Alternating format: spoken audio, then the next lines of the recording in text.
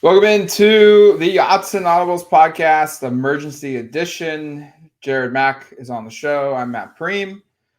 We should note Eric wants to be on the show, but he's dealing with a health issue and just cannot be in front of a computer screen right now. So hopefully he gets back soon. But big news on the Oregon front. A phrase that I don't think I ever was going to say probably in the time that I've covered Oregon football, but an Oregon head football coach is saying no to Alabama for their head coaching position.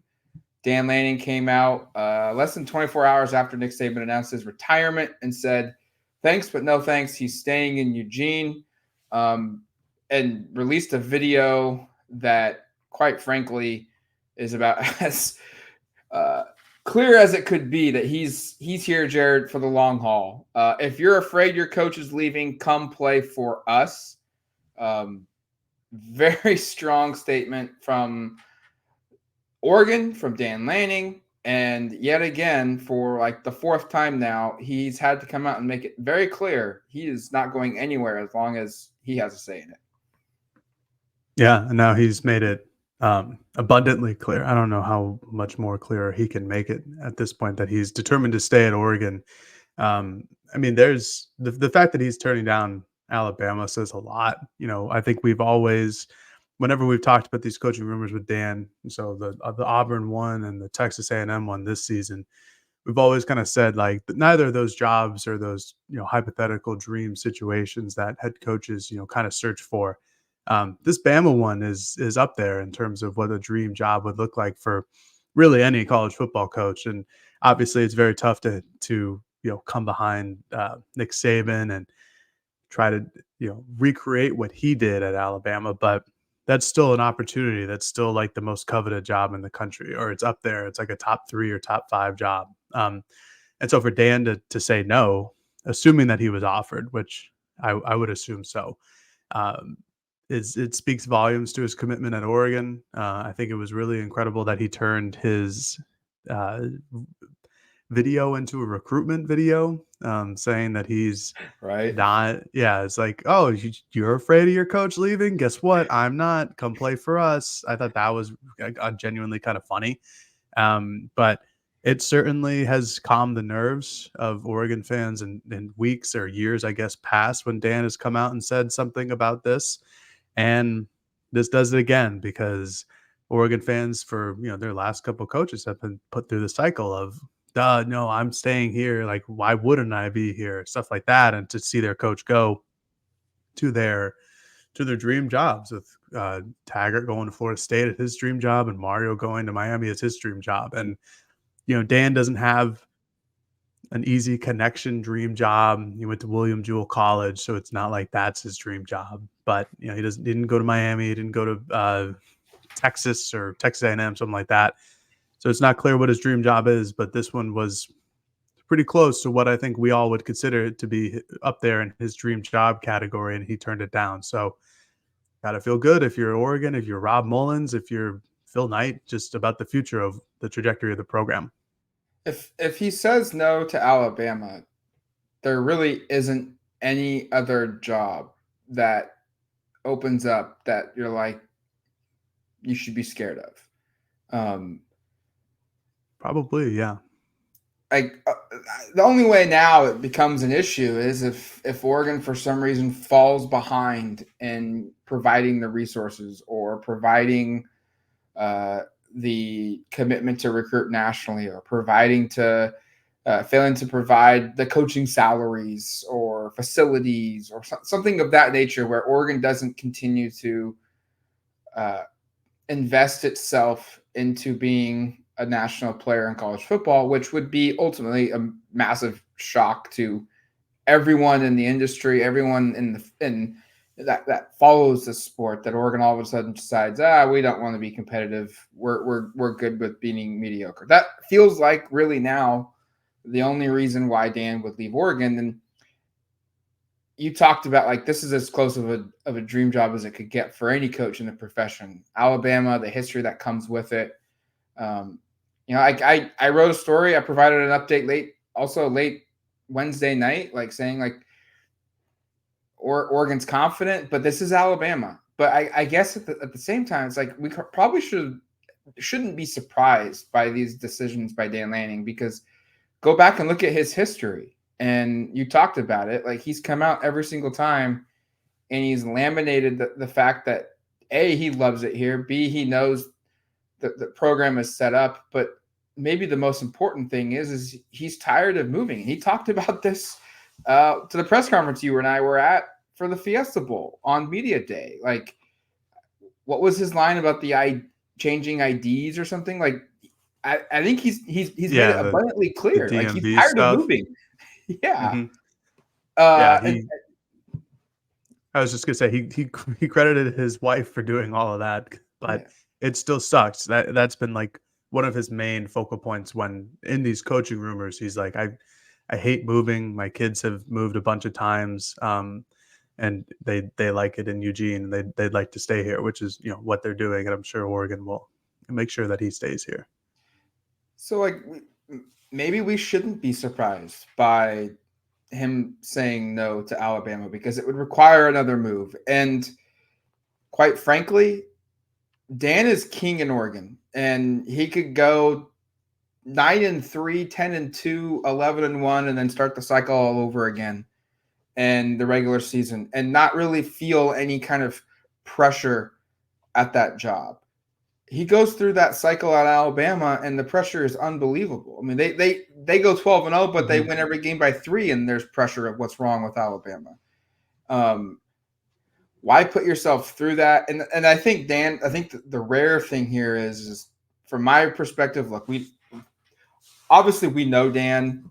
We've had interactions with Dan, but like we're not his friends. We're not close confidants of Dan Lanning, but like I feel like he's the first coach at Oregon, at least, where yes, he wants to win. Yes, he wants to be paid well. He wants to have the fancy facilities and all of that. But he's the first coach to also kind of like come out and say, like, none of that, like, that's all important, but that's not the ultimate driving factor for him. And we're seeing that play out where schools with more money, with sometimes, in this case, way more tradition of winning, can't pull him away, because those aren't the only motivating factors for him. Yeah, and I don't know what it is. Obviously, you've covered the beat much longer than I have, but I've covered the last end of Mario and a little bit in the middle when I was an intern. But I agree with you. Like, there's a different kind of sentiment that Dan has shared throughout all of his press conferences, throughout his social media channels. And I know that social media is not a good indicator of how a person actually lives, but like, compared to what other coaches at Oregon have posted in the past, it seems that Dan is more active in the community, more willing to share some personal bits of information and make some jokes. I mean, he seems like an actual human being at points, like today on Twitter and the video, just kind of bashing some skulls with that. And then Oregon football, like the account tweeting his location and a selfie of Dan in his kitchen. I thought that was funny. Or the fact that he shared with Matt Zenitz at 24/7 Sports, who originally broke the news, that he was watching Jason Bourne. And when all of these rumors started to swirl. So I think what you're saying is exactly true, Matt. It's that I don't know how else to describe it other than that he seems like more of a like non-robotic individual. And I'm not saying Mario Cristobal was a robot, but at times it was robotic. And it was like a check in, check out, and I'm going to sleep at the office all day and do all of these really good things that has honestly helped Oregon get to the position where they are now.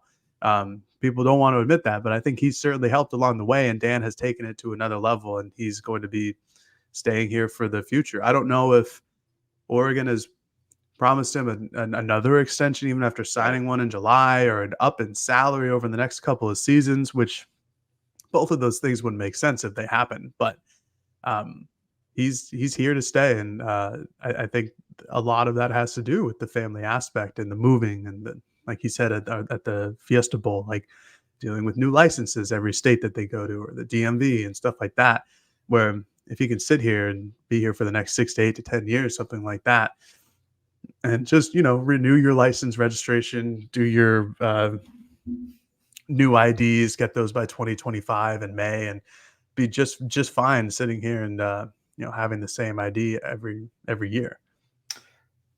The ramification you touched on at the very beginning, how he turned that video basically into a recruiting pitch. Like that's probably the next biggest, the obvious fallout as well. Status quo for Oregon. The next thing is Dan now can go out on the recruiting trail, and when a school tries to negative recruit, oh well, your coach is going to leave. That place is more than likely that coach that you're committing to is not going to be there for your 4 years. Look at the track history.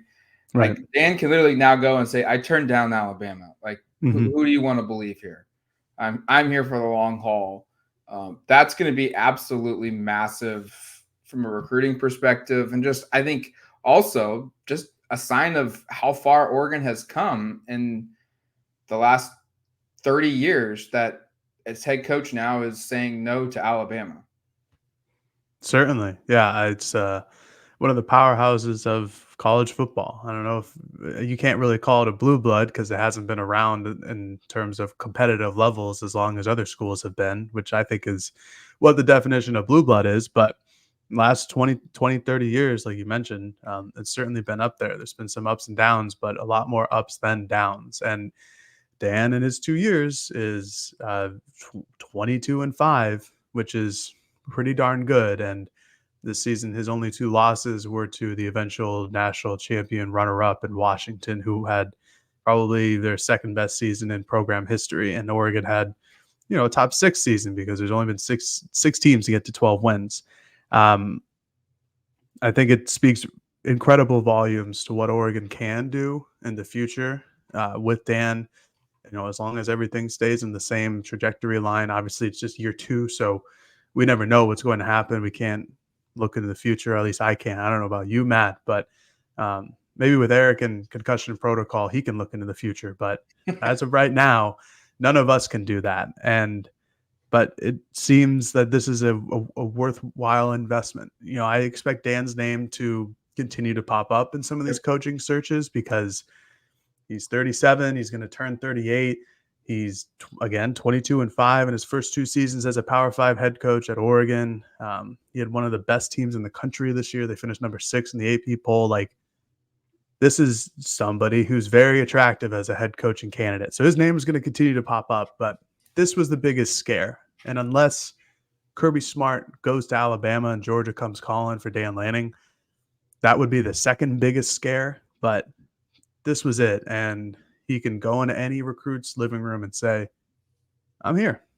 I know that the contract is only until 2030, but we're going to work on one as soon as that one ends. I'm going to be here for X number of years after. I turned down Bama, probably would have turned down Texas A&M, just completely turned down Auburn. Like, I'm staying in Oregon. This is where my kids are going to be, this is where my family is going to be. Like, you can trust me in saying that he'll be here over the length of this high school recruit's 4 years or 3 years at Oregon. So, like you said, that's huge in the recruiting game. And, I don't know what the next level of recruiting is, but I think we're gonna find out in the next couple of seasons. That's for sure.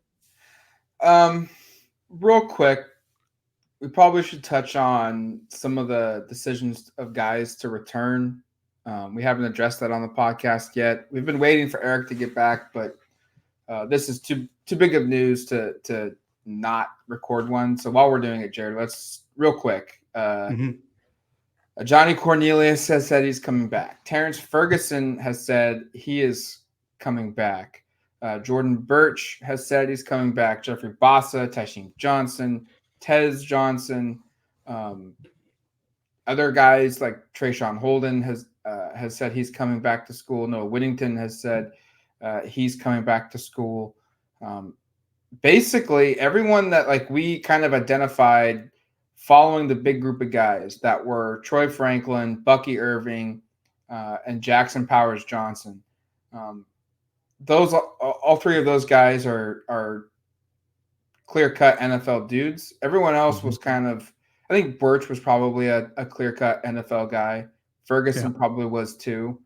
But everyone else was kind of like maybe they go, but there's also probably a good chance they come back. But every one of them like has announced that they're coming back to school.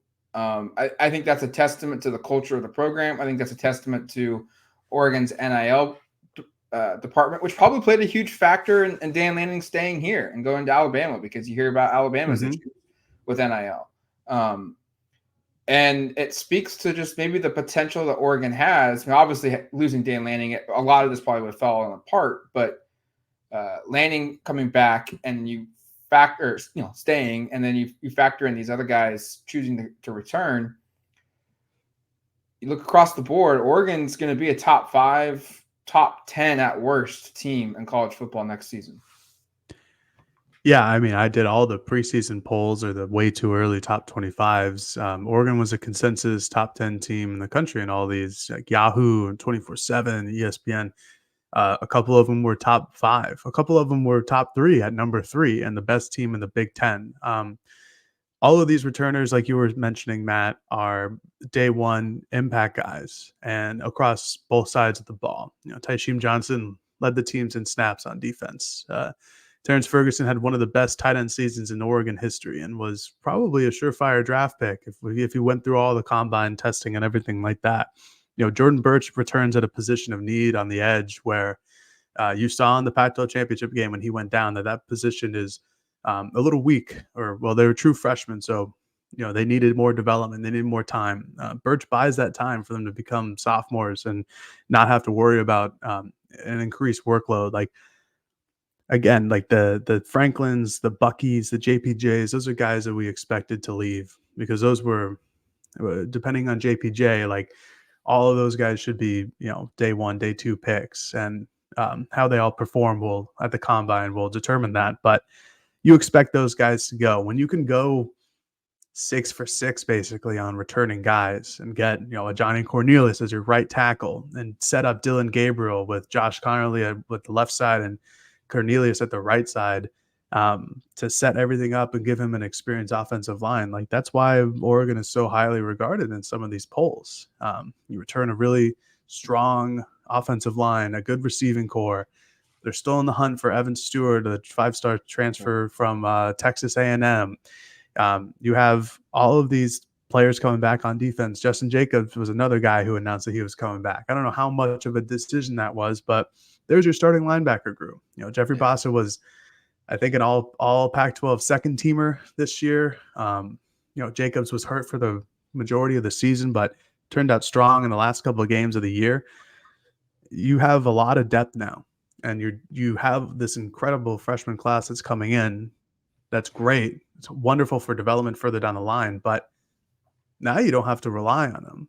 You can develop them, you can get them in there, you can get them in-game experience and see what their talents truly are. But you do not have to say, hey, Aiden Vreeland, hey, Jericho Johnson, whatever your name is, we need you to step up and be like a real contributor on day one because we lost blank, blank, and blank to the transfer portal, to the draft, whatever the case may be. You can let them sit, develop, learn the defense, learn how to learn from their position groups, all of these things. So returning these guys is huge. It certainly puts Oregon in a very strong position to start and go into their inaugural Big Ten season. I'm excited to see how these guys develop too, because a lot of them were like Birch and Tysheem Johnson and Cornelius were first-time Oregon Ducks. Now they have a whole nother offseason to get in the weight room and learn the culture, learn the fit, learn the defense, learn the offense, whatever the case may be. So huge impact returners. Glad we got to talk about it on the podcast. We'll save some more diving into the 2024 off season, the future projections for Monday when Eric hopefully gets back. It's Thursday. There's a lot to go on for this football program. Dan Lanning is staying yet again. Recruits are coming in. Transfer portal is hot. We'll cover it all on duckterritory.com. Until then, you've been listening to the Autzen Audibles Podcast. Peace.